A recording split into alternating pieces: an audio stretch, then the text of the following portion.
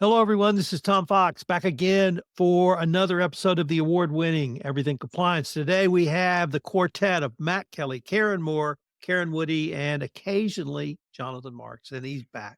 Mr. Armstrong is traveling today, so we're going to go east to west with Matt Kelly, Karen Moore, Karen Woody, and I can't believe you're the furthest west, Jonathan Marks. Matt, what's in your supply chain this week?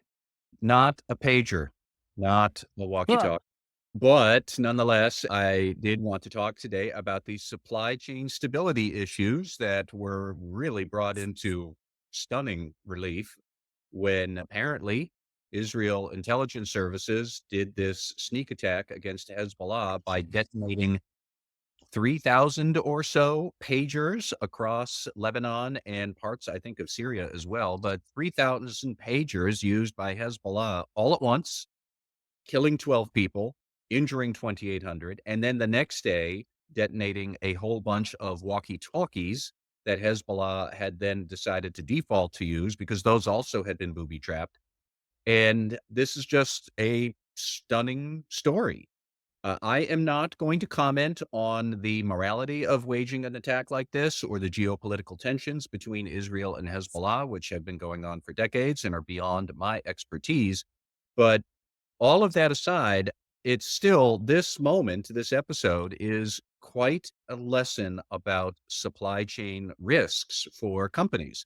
Not necessarily that I think all companies are at risk of somebody infiltrating and sabotaging your physical goods that you use to try and blow up your company, but think about it. Think about the modern supply chain and how long and convoluted it is, and all of the ways that things can go wrong in that chain. Whether somebody is doing it deliberately, which seems to be what happened here with the pager attack, or inadvertently, where somebody outsources something to a subcontractor they don't know, they don't tell you, you don't detect a product quality defect or something like that. There's all sorts of ways that what we saw with that episode with the beepers can still have some relevant compliance lessons. I sketched out a few of them here. First, I think we should just step back and talk about how people think this pager attack was actually planned. And we should be clear, we don't actually quite know, but the pagers were supposedly made by a Taiwanese manufacturing company called Gold Apollo, except that company now says it didn't make the pagers. That company only licenses out its manufacturing name to other third parties who then do manufacturing under the Gold Apollo brand. So that has led people to trace this, they think, to a Hungarian company called BAC Consulting, which apparently did the manufacturing, except that's news to the government of Hungary, who says that no such activity was done on Hungarian soil. So we're not entirely clear where were these pagers made, who made them, when did Israeli operatives intercept that and manage to insert explosives and I guess, the detonators into the pagers for 3,000 of them. But somehow this happened. So what kind of questions would a compliance officer want to think about as you're pondering an incident like this? First of all, do you know who your third parties actually are? Because maybe the brand name that impresses you, that you want to do business with, maybe they don't actually make the item or provide the service in question that you're paying for. Maybe they've licensed that name. And as much as I can't believe I'm about to say this, one company that has done this quite well over the years is, in fact, the Trump Organization. Trump Steaks, Trump Airlines, Trump Perfumes, Trump Ties, Trump this, Trump that, none of which Donald Trump ever actually made. So people were really just paying for the affiliation with a well-known brand, but the actual delivery of steaks, ties, perfumes, I think bedspreads, and I don't know whatever else he's been in, but he never made any of that. And that is the same scenario that we have here, that Gold Apollo apparently has been lending its name to other subcontractors of questionable quality. So do you know in your supply chain how often that happens? Second and related question is, can you do sufficient due diligence on the third party and any potential subcontractors? People might not be surprised to know that as they're looking into this BAC consulting group, the actual documentation for this business is pretty hard to find. There's not much out there. Geez, man, that's a total surprise. But you have to think about, can you find articles of incorporation? Can you find shipping documents for prior customers or something like that? Any proof that this third party is who they say they are, or is it subcontracting? Who are those subcontractors? Can they do what they have promised to do? Do they do other things that they don't tell people about? And you might have to do a lot of digging in a lot of different places to establish, I guess we'll call it a chain of custody or a chain of competence for your supply chain. Do you have contract management processes to govern the risk of potential subcontracting without anybody telling you? Are you doing product quality testing on the items that ultimately wind up in your possession? I don't know what Hezbollah may or may not have done to test its pagers, or did they take any apart or anything like that? It would never occur to me to take a pager apart to look for explosives. So I don't know what to say about all of that. But I would actually step back and say, okay, because I bet a lot of listeners are saying that's all fascinating, but really nobody's going to sneak explosives into my stuff and blow me up on purpose. That's fair. But think of it this way. What we are talking about is not that far removed from the crisis at Boeing, where Boeing couldn't manage its product quality issues sufficiently well. Nobody was sabotaging Boeing items specifically, but they have a long and convoluted supply chain, and Boeing's contractors and subcontractors were struggling to put together things at a high degree of product quality, and Boeing either missed it or turned a blind eye to it. But you would want to think about, even if there is inadvertent product quality defects slipping into your supply chain, how are you going to find that? How are you going to govern against it? Where would product quality defects come in? Is it just in sloppy manufacturing because you have a poor subcontractor? Is there some sort of procurement fraud? And by the way, I will die of surprise if there is not procurement fraud somewhere in the mix in this Hezbollah pager story where somebody paid off somebody else to say, we're going to pay full price and you let us put it together and we'll do it our own way and we'll give you these things back. Like, how could procurement fraud happen at your business? How would you eradicate it or catch it?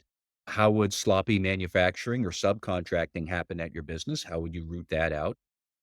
And then I think the last thing I would just say is that I'm not entirely clear on who would actually be in charge at your company at rooting this stuff out, because it straddles procurement, it straddles manufacturing, it involves legal. All of them would have to work together to think through these sort of supply chain risks. And that all assumes that we're only talking about physical goods. I have not even begun to mention the software supply chain, where there are cybersecurity issues that might sneak in. Now that I'm on my soapbox, that is exactly what the Russians did against SolarWinds and all of its victims, where they snuck into the software supply chain and then put out a flawed product through SolarWinds, which SolarWinds never caught, to all of the users of SolarWinds IT governance software that actually just turned into spyware for Russia. So there's all sorts of ways that actually this broad, nifty idea of supply chain sabotage that we saw in Hamas, which is just something right out of a James Bond movie, strip away the James Bond elements of it, it raises some very important questions about product and supply chain, product quality and supply chain stability that companies do need to think about in our modern, convoluted, globalized age. Mr. Marks, you have a question or comment for Matt? My comment is that I'm not surprised, and I would imagine that this happens a lot. And it just begs the question with regards to enterprise risk management, both internally and externally, the extended enterprise. To your point, if you're looking at your third parties and your suppliers, it's a daunting task to think that you'll be able to cover every single risk. Yeah. And so I just think there's a reason why we do risk assessments. It's to identify the key risks and manage the key risks. It doesn't mean that you're managing every risk, and it doesn't mean that you're managing everything that you think that you might know. And you bring up some really great points. I just don't. I think there's some expectation out there that every organization is going to cover off on every single risk. And that's clearly not the case. And it's impossible. That would be all you ever did. Yeah. I think that's especially true in the software supply chain realm, that there's just too many ways that there's glitches can wind up in software, either deliberately, inadvertently, through your software you buy, software you get off open source, software you develop. There's no way to do it. And how many businesses really should invest time thinking about, okay, who might deliberately sabotage the components we use? For almost all companies, probably no one. But how many companies might suffer from some sort of product quality defect thanks to a slipshod supply chain you have? Well, there's possibly quite a few, including examples like Boeing. So it's very difficult to know where to draw the line. And how would you even bring together the right expertise to know the line should be here as opposed to over there? Because this issue cuts across multiple parts of the enterprise that are really very different. Karen Moore, do you have a question or comment?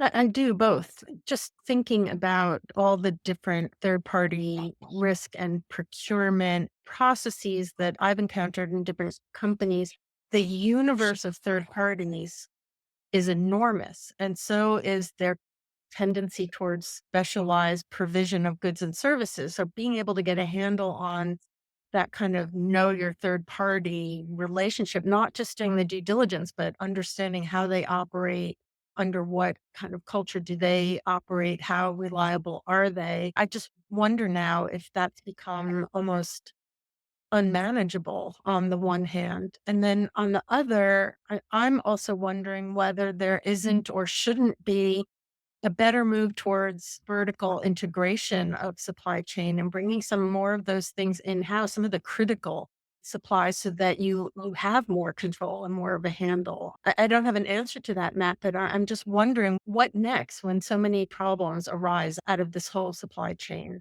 relationship. There are two ways you could think about it. First of all, that is exactly the issue that Boeing is grappling with right now. And I feel a bit bad that I keep picking on them, but they are such a good example here.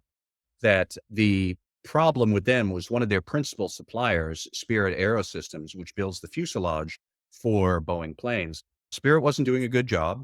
And so ultimately, I think it was 10 or 15 years ago, Boeing made the decision strategically to subcontract out manufacture of its Dreamliner plane. That didn't go well. The Dreamliner has not achieved the goals that the Boeing had hoped. And Spirit Aerosystems has become such a problem for them that they are going to acquire Spirit Aerosystems and integrate it pretty much back into their operations. The other point I would make is over in the cyber realm. This is exactly something the Biden administration has talked about when it had its national cybersecurity strategy, basically saying that it wants companies to have a chain of custody for all the software assets you use. Many software assets are now open source. And so somebody just in your IT team, it needs a certain piece of code. They grab it off of GitHub or some other sort of open source thing. And oh, yeah, what could go wrong? Everything could go wrong. So you now, for government contractors, they want and expect that you can show where your software came from, where your subcontractor came from, all of the open source stuff you use that's been tested. I think they call it a bill of provenance about where did this code come from. And that is a good idea because particularly with software, those supply chains could probably trace on forever. And these are issues that even though one is manufacturing and one is cybersecurity, and you'd think they are radically different operations in a company because they are, the risks and what you need to do to govern those risks is essentially the same. Karen Woody, you have a question or comment? I do. I'm going to jump in and not maybe play my typical role, which usually is a former defense attorney, but just to be pro regulator on this. And I know I mentioned in the chat that this smacks of conflict minerals. And I actually think that's an apt analogy here because that's an impossible thing to trace. In fact, in the first 2 years of them implementing that, every company was like, we punt, we can't figure this out, which when you think about it is sort of amazing. Like that whole supply chain, sure, you're not going to get all the way down to this tiny mineral that is sourced maybe out of somewhere in Africa. But it was amazing how little major companies knew just a few steps away down their supply chain. That sort of what surprised me. How do people not know where these things come from? But that doesn't mean you don't put the regulation in place. You don't set, as Matt was talking about, these ideals that companies and hopefully everyone kind of comes around to. No one had heard of conflict minerals, and now everyone has a conflict minerals report and are making efforts toward that goal. And at the end of the day, I think you can think of how hard it will be and how these can be tiny, impossible pieces of software or code to track down. But if you think on the other end of the spectrum here, you have exactly what the FCPA, AML, every other if you could have just a basic shell company and have that, or not even a shell, but to have someone outsourced to some other, maybe Hungarian beeper maker we don't know about, that is exactly the risk we are worried about. So I think there should be some significant regulation, as impossible as maybe it will be to actually come to fruition. I think this is not one we should just sleep on. That's just my. Mr. Marks, do you have some additional thoughts for us? I keep thinking about going back maybe 15 or 16 years ago, Tom, when you and I were talking about FCPA and we were talking about third parties. And one of the things that seems to get lost in this whole shuffle is if you start looking at programs today, there's the sponsor. Like, who is the sponsor of this relationship? Yeah. And those sponsors come and go. And I really do honestly believe that you need a hybrid approach. You need an internal and an external approach to this. You need internal intelligence and external intelligence in order to properly manage your third party risk. And that internal intelligence sometimes is poo pooed. And a lot of these people come and go, some of them retire, and that institutional knowledge and that those relationships go with them. And I don't know that anyone has really ever identified that as a risk, and maybe we should. That's an excellent point. That's all I'll say. So I want to speak Got one. on a couple of different angles. Number one, as a reformed, retired, and recovering tort lawyer, you are always responsible for a product that goes out under your name. Product liability says 100% of the time. Now, you may have an indemnity, you may have some other legal rights. If the product goes out over your name, you're responsible. I don't care. And if somebody gets hurt, they got the right to sue. Number two, this is not just about supply chain, it's also about the sales side because there was a licensing deal in place. And if you're going to allow a company to put your name on their product, that's a different level of scrutiny. And number three, Matt, you didn't mention the payment angle on this because the Taiwanese companies reporting has said two things. One, either they were one-time payment out of the Middle East, or all of their payments came out of the Middle East. And if you're dealing with a Hungarian company and you're getting payments, even one out of the Middle East, that's obviously a huge red flag.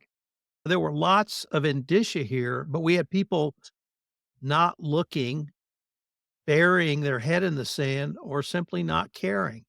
And your premise, though, that this may be one of the ultimate case studies for third party relationships is absolutely spot on. So thanks for bringing it. All right, Karen Moore, what's on your mind? I've been thinking about clawback and clawback provisions and kind of the context for clawback provisions that have been recently highlighted in some of the DOJ non-prosecution agreements and deferred prosecution agreements. But it first made me think about something we touched on a while back, which is the doctrine of respondeat superior, right? That the company is responsible for the actions of its employees. And I feel like thinking about it, that doctrine underpins a lot of what compliance is doing. We build programs so that people don't get into trouble. We identify risks, we train people, we create conduct expectations, and we pursue those so that the company is responsible for the employee's actions and vice versa. And anytime something really goes wrong, it feels like the first thing a company does is say, not it, go after the individual because we did everything we reasonably could to prevent that individual from engaging in misconduct. And yet they did. So please go after the individual. Why does that lead to clawback? It's related. It's the flip side of it is that if you as the individual are going to engage in misconduct, and the company's going to, try and hang you out to dry or identify you, which is important. The company also should not have to pay you incentive compensation or other bonuses. Now, I feel like we've seen a lot of examples where exiting CEOs and other executive officers somehow seem to still manage to hang on to these outrageous amounts of payout. And I've been thinking about, but will not get onto a big ranting soapbox here about studies which show that CEO's salary and compensation is somewhere upwards of 300 times the average worker compensation. Maybe that's neither here nor there. But clawback provisions allow a company to recover or at least not pay out things that have been promised in the event of individual misconduct. And we've talked about it most recently in these deferred prosecution agreements and declinations and other situations where clawback has been encouraged. But there's a broader context when I started looking into it. And the thing that I liked the most is this concept of the faithless servant, which I was certain must have been rooted English law because the title is so appealing. But in fact, it comes out of 19th century common law coming out of New York. It's been adopted by a bunch of different states and it still exists today, which is either by law or by contract.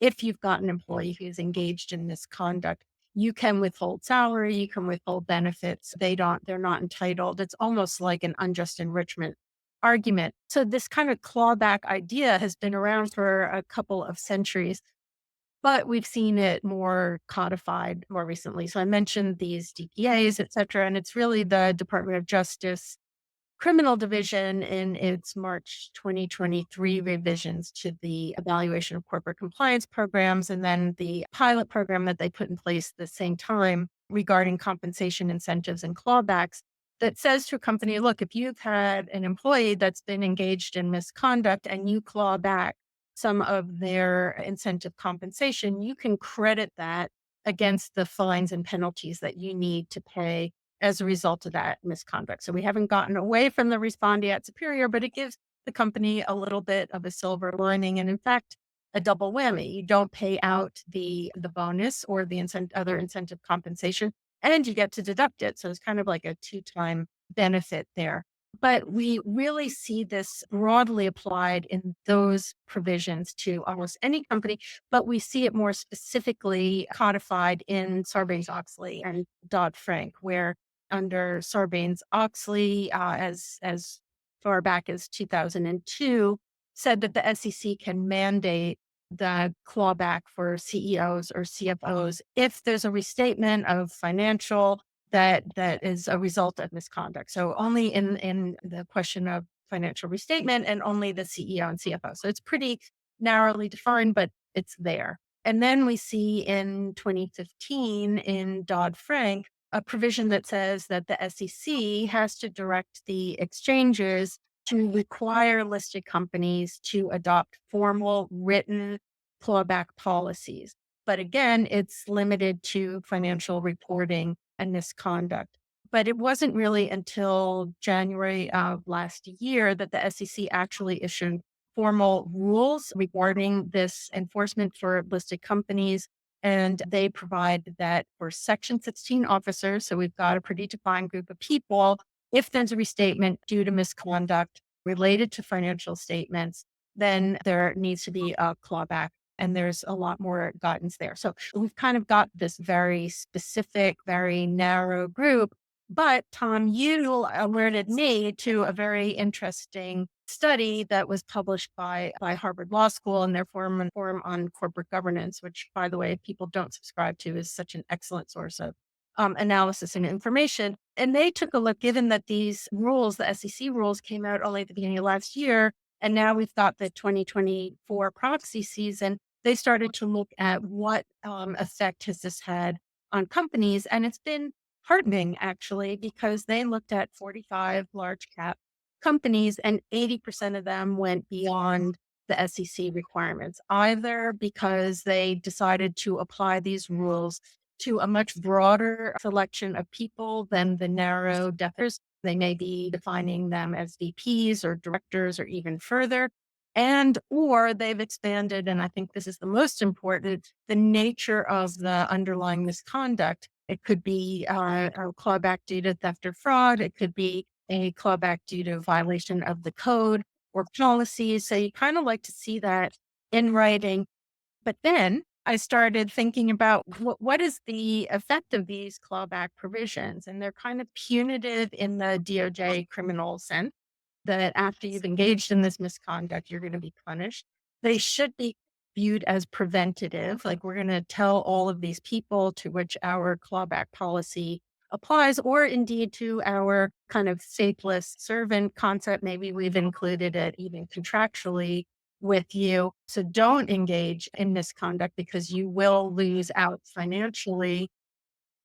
And then I wondered, is there a downside to any of this? And I just link it back to the soapbox that I often get onto, which is just the dangers and risks of incentive compensation and variable comp that is sometimes out of control in larger companies where you're tying so much to it. And the chances that there's going to be a clawback are so limited in scope or application that you're almost incentivized into misconduct. Or are you incentivized the other way or disincentivized to maybe take a calculated risk or to go into an area that is, maybe defensible, but questionable because you're so fearful of loss of salaries? More questions than answers here, but clawback is powerful when used properly.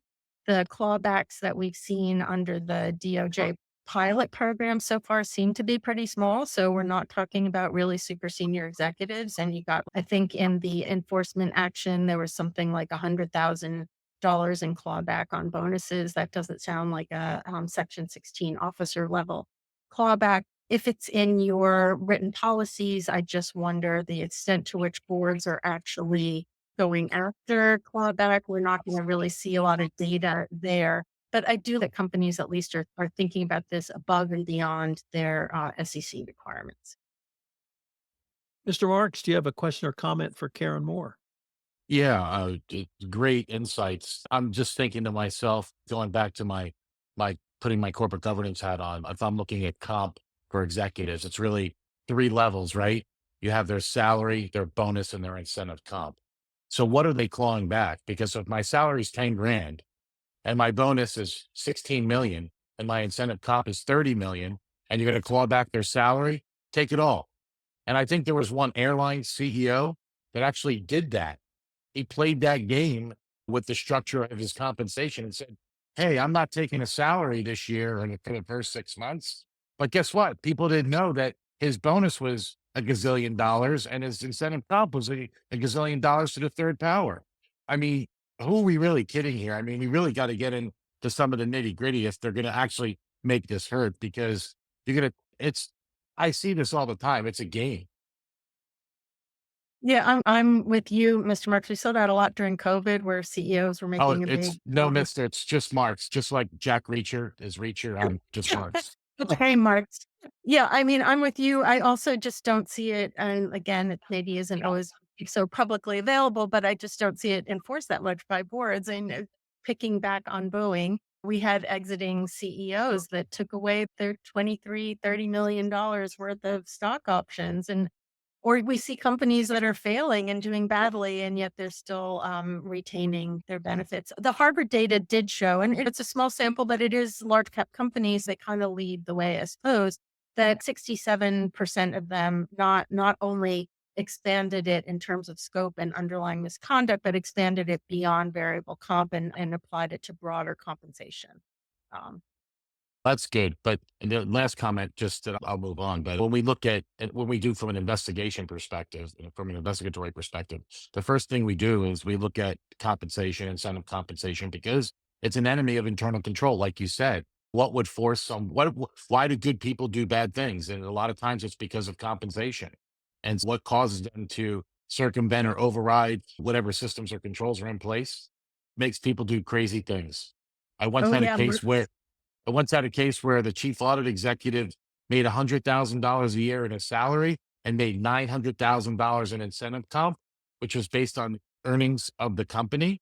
And towards the back end of the year, they withheld all audit reports, all findings, anything related to the financial statements because they knew that it affected their his incentive compensation. I mean, and this goes on day after day after day.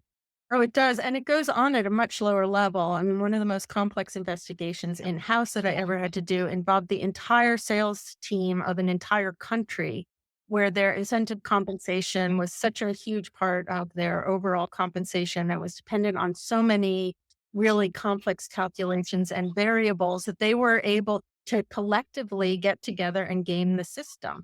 So that at the end of the day, I kind of had sympathy for them in a way, because it was like 70% of their compensation came from meeting these targets. And yet I feel like if they'd applied some of those smarts to actually selling product, they probably would have met their targets. But it was a pretty tough conversation with regional management to say, we've got to terminate your entire sales force and put in place replacements, because these people can't stay in the company.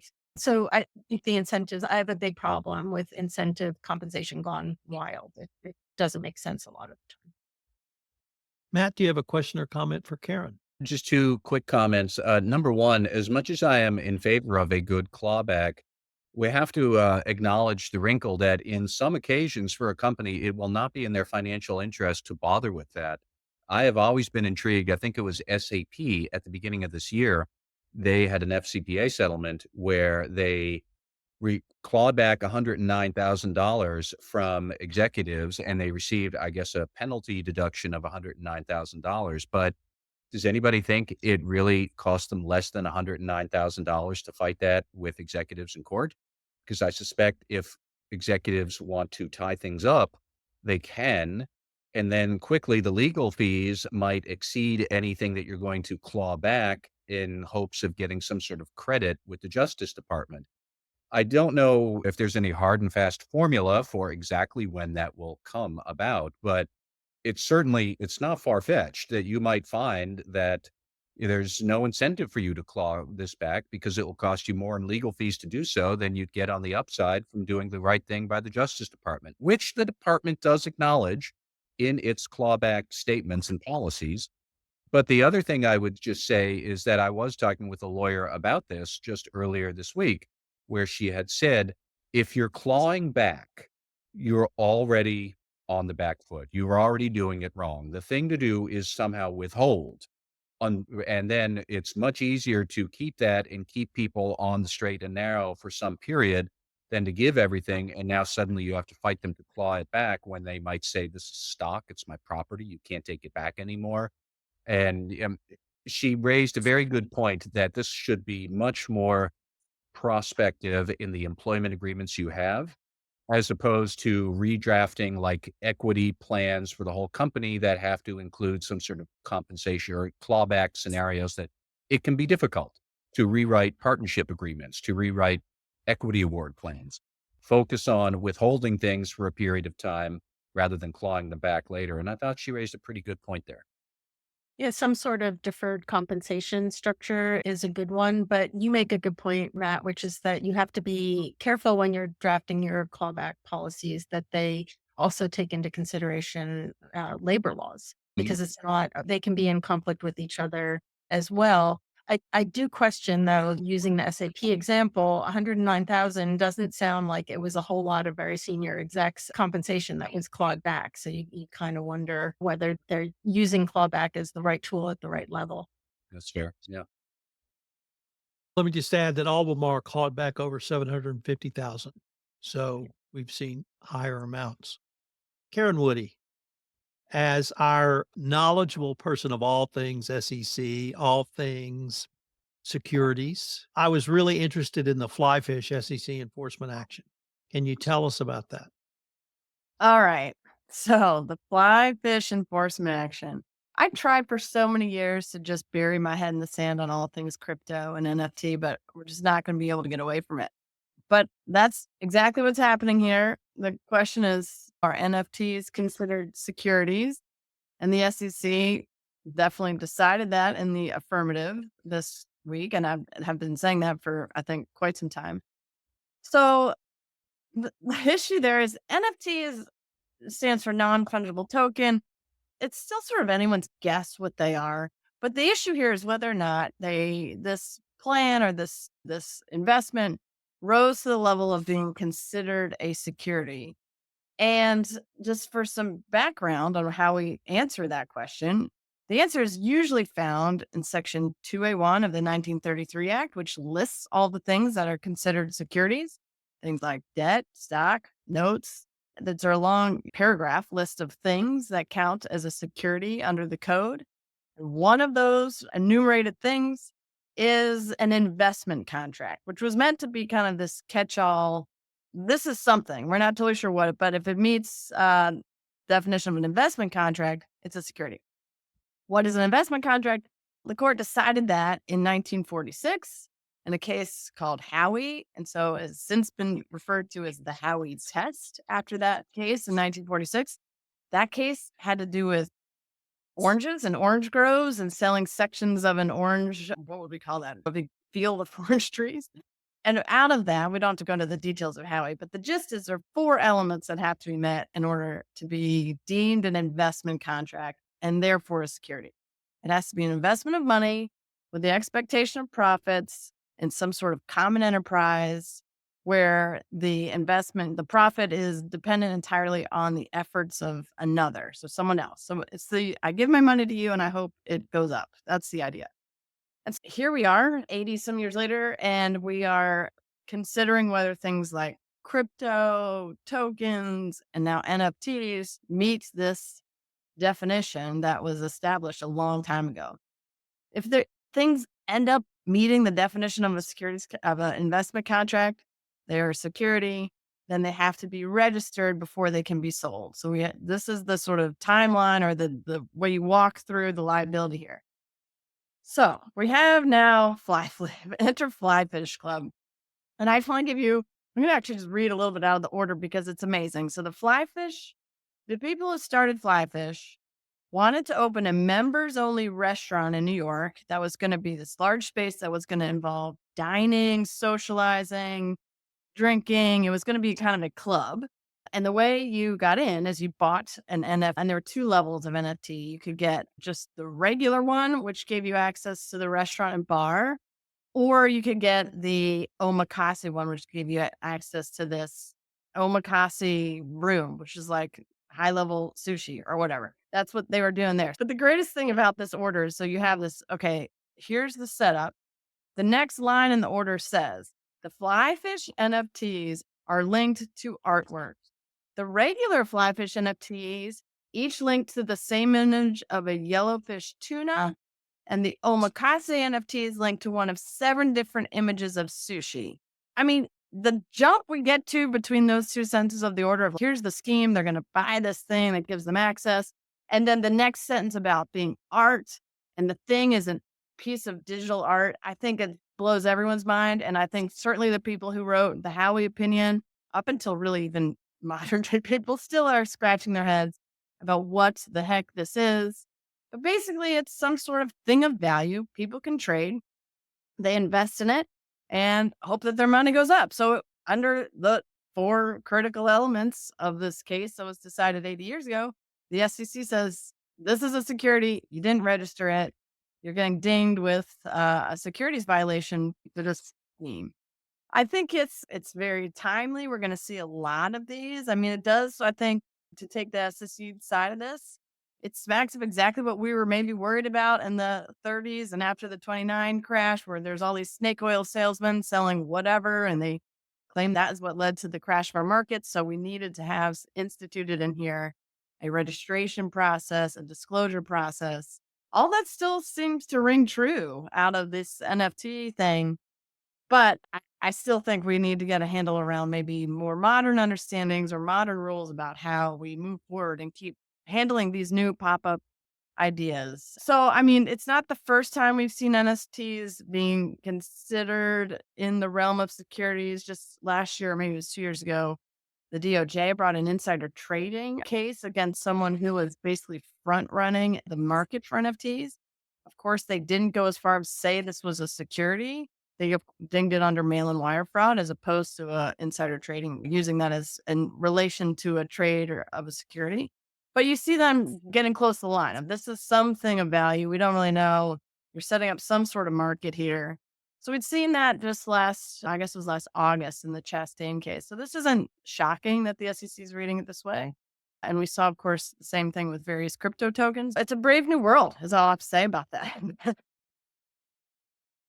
So, Karen, obviously, in my opinion, Chairman Gensler has very strong opinions on both this and crypto. Is it conceivable that if there was a change at either the SEC or an administration change that had a different philosophy, that it could equally go the other way? Our former president just this week launched his own form of crypto. So I can imagine if his administration comes back into power, we would have a very pro. He's even touted with that as that he is he will be the crypto president. So yes, I think is the short answer to that. I think the rest, I mean, I don't know. It's funny, you read this story and this enforcement action, and what is it about crypto that we all have a knee-jerk reaction to who we think, what the type of people involved in this, which is not fair. Maybe these are really entrepreneurial folks, but man, it does sort of seem like there's a lot of shadiness, sketchiness getting around various other sorts of regulation in this space. The answer is, I think, whichever way this election comes out will very much dictate the policy and regulations around this. If someone were going to look at the Howey test and maybe bring it up to date or update it after 80 years, could that be through SEC rulemaking? Would it have to be another court case? Could Congress step in? How would a change actually be evaluated and made? Yeah, and I guess we still are the foundational sort of bedrock of this is still Howey, but there have been recent crypto cases in front of the SEC where they, relying on Howey, have come out that way about certain DAO-based tokens and situations. So there is more recent precedent on exactly this. And in fact, this order, the SEC cites Howey and it says, and its progeny, including things that are referenced in this commission report on what is about DAO. And that was in 2017. So this is not solely based on this 1946 case, but that is still sort of genesis of where this all comes from. But there have been more recent ideas. In terms of how you would really lock it in, uh, yeah, I mean, obviously congressional activity would be, I think, the strongest way to have some parameters around this, but we'll see that not in our lifetime. Yeah, maybe the SEC moving. We now have a court that doesn't agree with any major administrative regulations for the most part. So I don't know how effective that would be because, of course, that would be challenged in court. So I know I'm a little bit of Debbie Downer about it, but I don't know is the answer of how we really get our arms around it. All right, Mr. Marks. I asked you to What look at P- PwC's fine in China over the Evergrande audit, and more importantly, what it might mean for internal audit going forward. What did you come up with for us? Before I get into this, I just have to make a disclosure since I am a principal at BDO, that these are just my personal opinions and not that of BDO's. Just keep that in mind as we go forward. I sound like Jonathan Armstrong, but I got to make sure I get that out there. So it's an interesting thing. I mean, China's always been interesting to me, but the $60+ million fine over its audit failures in relation to Evergrande, I do believe could have broader implications for US auditors and other international firms for that matter. The action, when I looked at it, I think it's the most severe yet against a global audit firm by Chinese regulators, if I'm not mistaken. But it does highlight the tightening of regulatory oversight in China, which, we've seen that over the years, especially in industries tied to high levels of debt and financial risks like real estate markets and the like. For US auditors, this case signals a growing need for stricter adherence, at least I believe, to local regulations when auditing Chinese and other foreign entities, increased scrutiny across cross-border type auditing practices, especially in high-risk sectors, like I said, and it could lead to more comprehensive due diligence requirements and actually closer collaboration with local regulators to ensure compliance. Before I get into some of my other commentary, the one big thing, if you were going to gravitate and levitate up to 40,000 feet, the thing that I keep seeing in a lot of these is that we fundamentally break them down: oversight, risk management, and fraud detection. If you look at the firms and you look at these audits, I think it really fundamentally goes back to those three pillars. So it's going to be interesting to see what happens out of all of this. But it also raises concerns about reputational risks for audit firms working in these volatile markets, as even minor lapses, as we've seen in the past, could result in penalties and business restrictions. I think additionally, Chinese regulators have made it clear that they will hold auditors accountable. Here's the accountability coming in for any perceived failure to detect or report financial irregularities, which again may prompt U.S. auditors operating internationally to reevaluate their risk management strategies, which is what I just reverted back to before, which was oversight, risk management, and fraud detection. I think that's probably going to wind up happening. And so firms really probably need to reassess at this very moment their engagement protocols, particularly when dealing with entities involved in high profile cases, Evergrande, to avoid a similar outcome. I don't think anybody wants to get fined 60 plus million bucks. So for auditing firms with global operations, this really does set a precedent for heightened vigilance and could impact how audits of Chinese subsidiaries of U.S. companies are conducted, potentially affecting their ability to sign off on key documents and take on new clients in China. The immediate regulatory impact on PwC, my alumnus firm, operations in China, is interesting. And there are several long-term insights for U.S. auditors and multinational firms to really consider. And I think I mentioned a lot of them, but just kind of summarizing some of my comments, increased scrutiny over global auditing standards, I think is probably one. The ripple effect, certainly reputational risks, which is something that I mentioned. The impact on audit procedures and technology. I think, auditors have tried over the years to implement technology, into the auditing practices. And I think that this is probably something that we'll take a good harder look at as a profession overall, and how to implement, to adopt, those advanced auditing technologies, including possibly using artificial intelligence and even data analytics, which I know is sort of they kind of everyone always throws data analytics out there, but I don't think anybody really understands it. And all this again to, in my opinion, to improve oversight and ensure that they could actually detect these red flags more effectively. I think there's a couple of key messages in here. I hopefully I've articulated them clearly enough. I don't have the solution for this, except that it's tough to do an audit to begin with, and then doing a global audit, especially one that involves China, just makes it that much more difficult. Matt, do you have a question or comment for Jonathan? I mean, just, I suppose, a broader comment. I have been intrigued. I do think one of the longer running plot lines about global audit and risk management challenges is that China is driving a lot of Western businesses away, frankly, sometimes by direct action, like telling PwC, we're going to give you a large fine by Chinese standards. And I thought not allow them to do audits in China for some period of a couple of months. But you will see now a lot of law firms that have retreated from China, partly because I think there's some financial incentives there. They want to focus on more lucrative things. But, there's audit firms, there's advisory firms, there's law firms, there's M&A firms, all of which really don't like doing business in China right now because China has never been an easy place to do business. The economy is not great. And there's always the political factor that if you raise the wrong issue with the wrong politically connected client, you could put your firm in a very difficult spot. I kind of wonder, with a large firm that was politically important, like Evergrande, which kept the economy going in China for a long time while it was actually stable, if you raised fraud issues of a politically important company early, yeah, really? Do you think Beijing is going to love that? So I'm fascinated to see a lot of Western businesses taking 3 or 4 big steps back from China because it is no longer a market where the juice is worth the squeeze. And I don't know, I doubt PwC would ever reach that conclusion, but a lot of other smaller businesses are, and it's just quite striking. Jonathan, what do you think this does for people who want to evaluate Chinese businesses? Does it put it more in the dark? Is it going to keep China domestically focused and out of the world market, or are those concerns overblown? I don't know that they're overblown. I just think that, again, I mean, it's a matter of understanding what the risks are.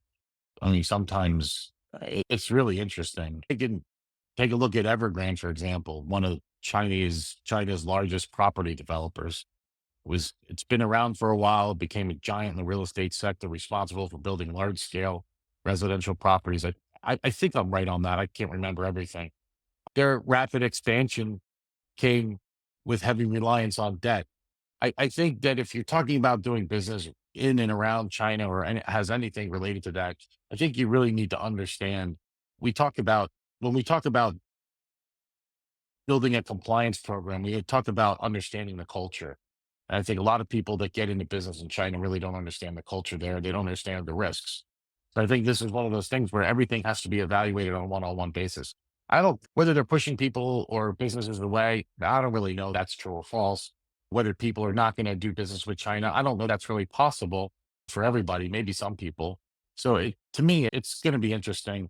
I don't, again, I don't have all the answers, but I do think this goes back to some of the things that we were talking about, even with the third party stuff, and that is doing due diligence, really understanding what the nature of certain things are, and like I said, having that hybrid approach, I think, is one of those things where it's something that I came up with years and years ago when looking at third party risks, especially from a sponsor perspective. I think it really could apply here as well. All right, ladies and gentlemen, we are now off to our fan favorites, shout outs and rants. We'll keep the same order. So, Matt, do you have a shout out and or rant for us today? I have something I'm not quite sure how to characterize this because this is somewhat sad in that I wanted to note the early and untimely death of Michaela Deprince, a 29 years old ballerina. And what had struck me, she died under circumstances that have not been disclosed earlier this week. She passed away. What struck me was her tremendous ability to overcome adversity. For those who are not familiar with her, she was born in Sierra Leone during its Civil War strife. Before the age of 5, witnessed her father get murdered, her mother die of starvation, several siblings who also died, was put up for adoption, and then she was basically ostracized at her adoption agency because she had that skin disease, vitiglio, I think I'm pronouncing it correctly, where you have this mottled skin color. And the orphanage officials there didn't like her. And she went through all of this when she was still not even of school age.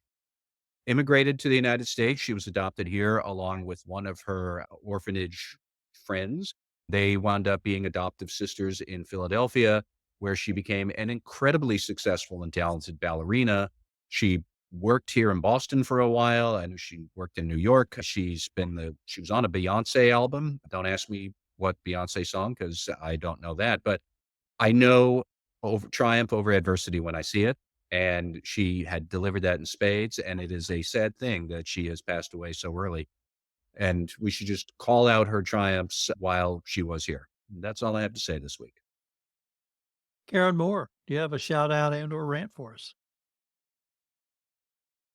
You're on mute, Karen. Yeah, that shout out with a happier ending than yours, but just sending out thoughts and prayers for Nick Gallo, who's the co-CEO at Ethico and one of the just great people in our space, who was in a horrific car accident on Wednesday, is lying in a hospital bed, and 2 days later still manages to send out a LinkedIn post with thoughts and teachings and learnings and how lucky he feels not to be fully paralyzed. Just an outstanding person. If anybody can get through something like this, it's going to be Nick. So just sending out every possible good thought for recovery. Karen Woody, do you have a shout out and or I rant for echo us? that. I have some thoughts to Nick. My shout outs, I could have had, there are a lot of things to rant about this week, but I figure we have many weeks to go. But I'm going to shout out. I'm going to shout out in one of my usual ones, which is in pop culture. So this week, the Emmys happened. And I just want to note that I had a shout out to Hacks a number of weeks ago, but it was the episode that didn't get recorded for some reason. So I know everyone who's listening now thinks I'm making this up, but it's true. I called the Hacks win. They won the Emmys on Sunday. And so, or for whatever category, I guess comedy. And so my current shout out, even though I know those of you who are aware of this show are very aware because it's now in its 4th season, but my shout out and Emmy, future Emmy predictor, since I seem to be a bit of a kingmaker here, is Slow Horses. It's on Apple TV. It's great. Got Kristen Scott Thomas, Gary Oldman, and it's about spies. So everything that we love. That's my shout out and my tip. Excellent show. Jonathan Marks, shout out and or rant today. I actually have two shout outs, so it's kind of interesting. I'm a fraud guy by nature, but this is a personal thing for me. So it's a shout out to eBay. I actually bought something on eBay that required it to be authenticated, and the authenticator found something that they did not like, and they actually sent it back to the seller and said that you should not have advertised it as such. And I was absolutely so impressed by that, that I actually spent some time and penned a letter to them, thanking them for protecting me. So anybody out there that's looking to buy something that is a little bit more out of the norm on eBay and they have an authentication process, it actually does work. So a huge shout out to them. I thought it was fantastic. And then the other thing was, I learned of this. Does everybody here know what the keeper test is?